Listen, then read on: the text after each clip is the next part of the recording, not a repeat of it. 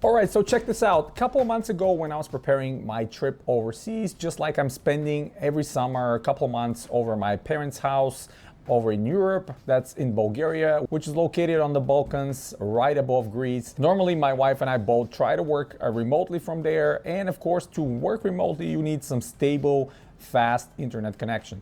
Now, Bulgaria is one of those countries that have one of the fastest internet connections in Europe, but that only applies to those that live and work in the cities where fiber optics is pretty common and the speeds are amazing. Now, if you live on the countryside where my parents have the house up in the mountains, you have limited choices. So I have to come up with some crafty ideas. Hey guys, welcome back to the Hardware Sense channel. My name is Ivan, and today I'm gonna talk to you about using Starlink overseas. I know a lot of people are using it here in the United States in some remote areas, and I've read and seen some mixed reviews. A lot of people are loving it, a lot of people are complaining about it. But I had the idea of using Starlink over in Europe, more specifically in Bulgaria, over the summertime and see how the speed is going to be compared to what my current situation is there. I'm going to go through the story real quick.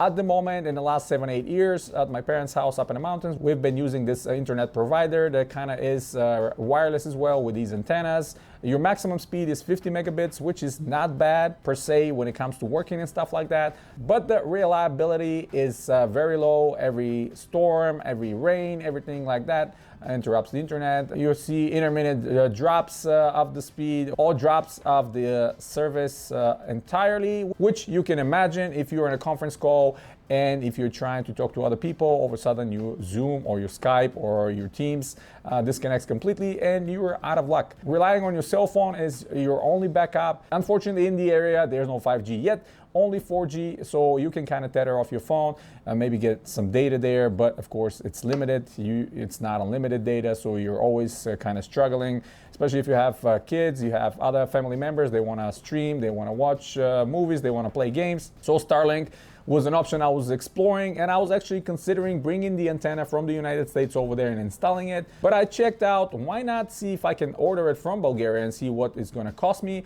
And this is the big difference here right away. Ordering it from there, it's almost half of the price of ordering it from here. So all the equipment from the United States currently it's around $500. Over there it was $300 or $350, but significantly lower. And you're talking about a monthly fee. Over here, you're looking at $100, and in Bulgaria, you're looking at $50, so half of that of what you pay. Is it expensive for Bulgaria? Yes, absolutely, it's expensive. Most of the internet providers, if you're living in the city, you're paying between 20 and 30 local currency, which will give you around $20 for a blazing fast speed and no limitations whatsoever.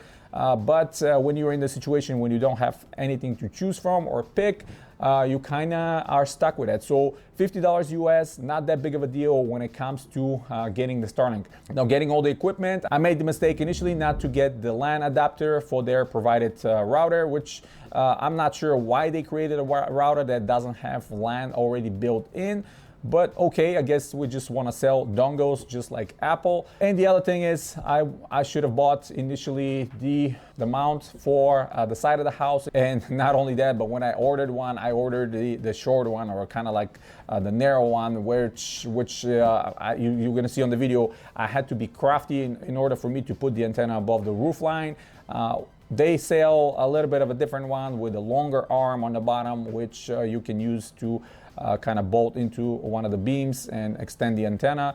But I got crafty, put that thick piece of wood, kind of a extension of the beam, bolted it in there, raised it above the roof line, and that gave me a perfect connection, which also delivered maximum speed, what I was looking for. Now, mounting was extremely easy. Again, if you have an open area when there's nothing obstructing the antenna, you can use the provided stand, which is a kind of a tripod. You put it in there, put it in the middle of the yard or whatever you have, open space, and run the cable.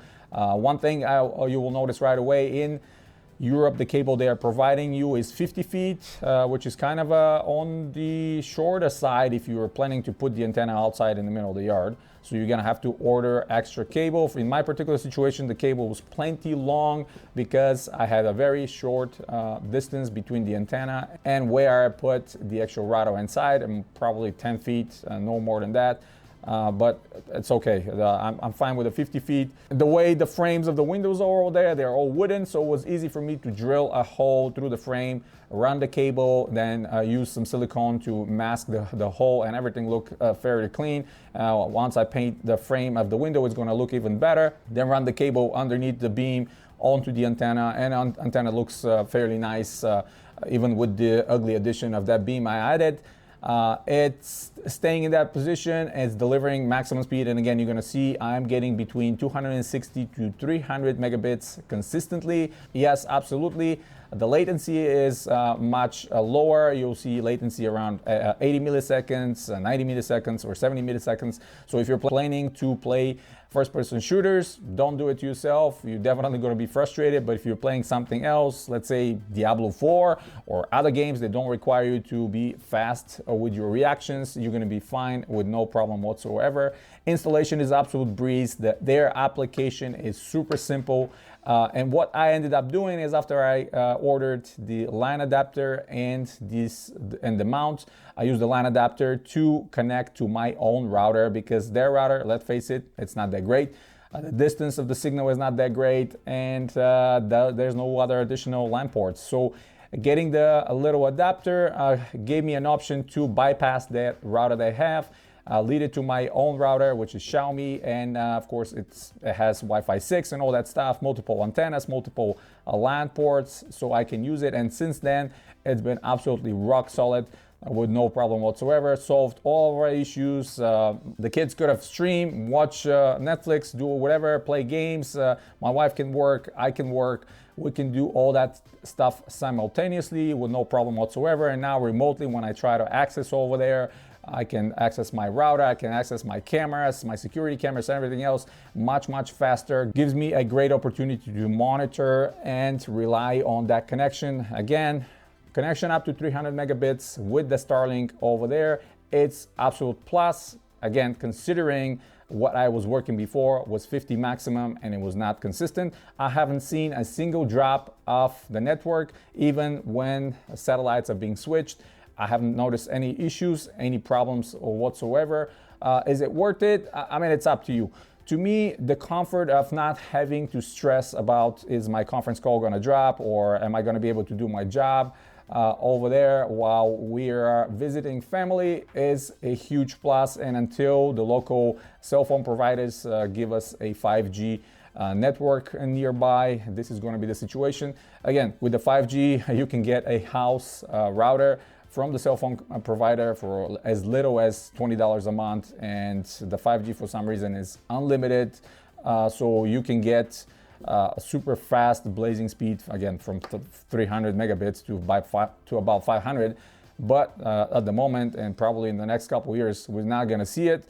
So having that Starlink helps a lot. I'm sure there's similar situations with other people out there, but you got to consider it. Make sure to order it from that local place. That way, you're going to get a best possible price. If you're considering buying it from here and carrying it on all the way there, it's going to cost you more, because the account is going to be registered as a local account right here, and you're going to have to pay a local currency, of course. But if you are over there and you're ordering it with local currency, a local address, a local account, that will give you a best possible deal.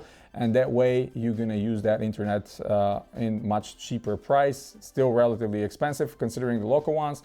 But in the situation when you're remote, you're far away, this is the only option you have. Now, what else is to mention? There's no limitations, there's no data caps, at least that I'm aware. I think for the couple months we're getting close to 1 terabyte network consumption between all the work and streaming and all the gaming and stuff like that. I see no slowdown, there's no degradation of the speed, there's no degradation of the surface, there's no dropouts. So yeah, I think definitely is worth getting that and using it overseas, especially if you have a remote location when there are no other options. Of course, in the city, there's plenty of cheaper, faster, and much more reliable options. So yeah, ask me any questions if you have. I think my unique situation can help a lot of people as well, especially if you're traveling, if you're spending a long period of time in other countries. especially in Europe. Just make sure before you go ahead and plan all that stuff to check their map and see if that country is covered, if it's supported, it is fully serviceable. That way you're not gonna have any problems.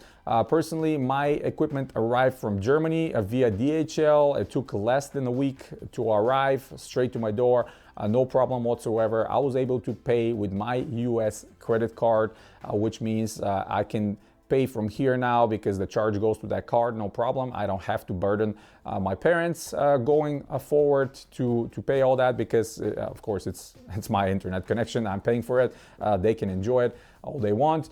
And so far the feedback has been great. And being independent, quote unquote, of course you're relying on that company, but I'm independent of the local providers and I'm independent of cables, stuff like that. I don't have to call anybody. If it's working, it's working. If not, you can contact Starlink and get a new antenna if you have any issues and stuff like that. But I think the best possible and optimal setup will be the antenna, their router, the LAN adapter, getting your own router, and from there enjoying the rest of the internet, spreading it out the house with no problem, and having some fast connection where normally people don't have any connection. So yeah, long story short, that's pretty much it, guys. Hit the thumbs up if you like the video, stay tuned to the channel, subscribe if you're new, check out some of the other videos coming very soon. Don't forget to comment and I will try to help you as much as possible if you have any other questions regarding using Starlink over in Europe. Till next time, guys, you have a wonderful day.